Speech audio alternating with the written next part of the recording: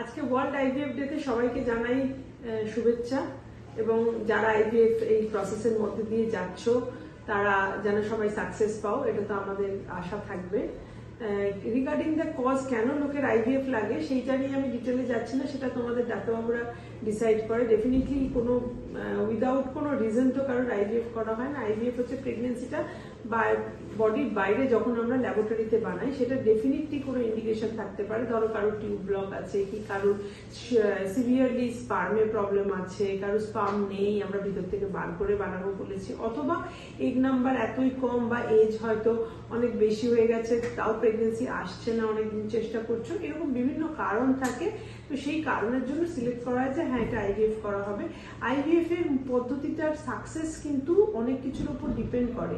তো যেগুলো ল্যাবের ক্রাইটেরিয়া সেটা জেনে তো তোমার লাভ নেই। অ্যাজ আ পেশেন্ট তুমি যেটা জানবে যে সাকসেস ডিপেন্ড করছে তোমার যে রিসেপ্টর, তোমার বডির উপর ডিপেন্ড করছে এবং মাইন্ড, নট অনলি বডি আর মাইন্ড। এক্সেসিভ অ্যাংজাইটি, টেনশন কিন্তু যেমন তোমার গ্যামেটগুলো যেমন এগ বা স্পার্মের কোয়ালিটি খারাপ করে দেয়, তেমনি যখন আমরা প্রেগনেন্সি দিচ্ছি তখনও বলি একটু রিল্যাক্স থাকতে, কারণ সেটাও তোমার প্রেগনেন্সি সাকসেস বাড়াবে।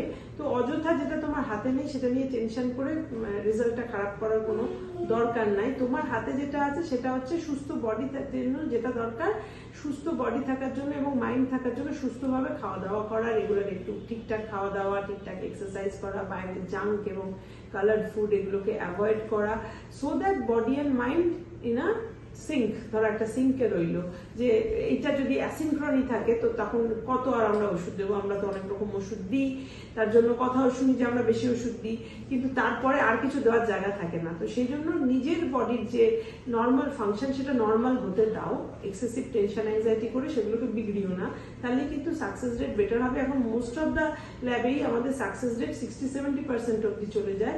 তো এমব্রিও কোয়ালিটি যদি গুড থাকে তাহলে কিন্তু সাকসেসের চান্স সবসময় খুব ভালো থাকে, এবং কখন ট্রান্সফার করবো সেই ডিসিশনটাও যেহেতু আমরা মোটামুটি যদি ঠিক নিই তাহলে সাকসেস হওয়ার চান্সেস খুব ভালো থাকে।